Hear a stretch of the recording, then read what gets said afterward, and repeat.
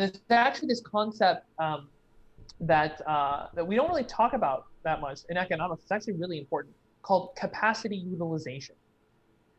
So capacity utilization is like the full amount of capacity, like goods and services that are being created that can be bought. And the utilization part is like, how much of that are we actually buying? How much of it are we using? So amount of stuff available to buy, what percentage of that are we actually buying? And in the United States, since we started measuring it in the 60s, it's been on a steady. It was in kind of the 90% range, mid 90% range, and ever since then, it's been on a steady decline with like spikes downwards. In 2008 and in 2020, it got to as low as 65% last April, and right now we're hovering at about 75%.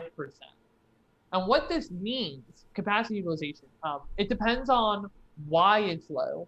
If it's low because people are afraid to spend money, then printing more money is actually not what you want that can Sure. cause inflation. But if the reason that people aren't spending money is because they don't have money to spend, then printing money and giving it to people will not cause inflation until that capacity utilization is closer to Sure. 100%. Sure. And so we actually have a huge buffer right now to work with. And you could even say, and I've considered a capacity utilization clause in my Freedom Dividend Hmm. program, where if capacity utilization drops below, say, I don't know, 90%, it's kind of an arbitrary number. I'd want to talk to some knowledgeable economists to get a better number. Then you cut the VAT in half.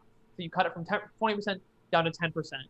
And then you make up the difference by printing money until the capacity utilization is back up above, say, 95%. Again, I don't know if that's exactly the right number, Sure. but something like that. And then you bring the VAT back up to where it normally is. And that helps to keep the economy stabilized. And you can also lock the universal basic income to inflation. Inflation happens naturally over time. Even if the government doesn't print any money at all, you can still get inflation because banks print money, and like digitally. Hmm. They loan out more money than what they currently have. This is how banks have operated for Sure. basically forever.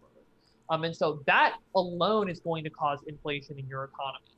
Hmm. And so like there's always going to be inflation. You can lock UBI to the inflation, so over time it goes up with it. So as the prices of staple goods go up, as everything else goes up, this $2,000 does not diminish, doesn't turn into a zero effect. And that is, I want to be very clear, that is not going to create an inflationary spiral. Yeah. And I That is was. not going to create hyperinflation. It does not, it's not a feedback loop. That's Yeah. not how that works. Yeah. And I've heard this just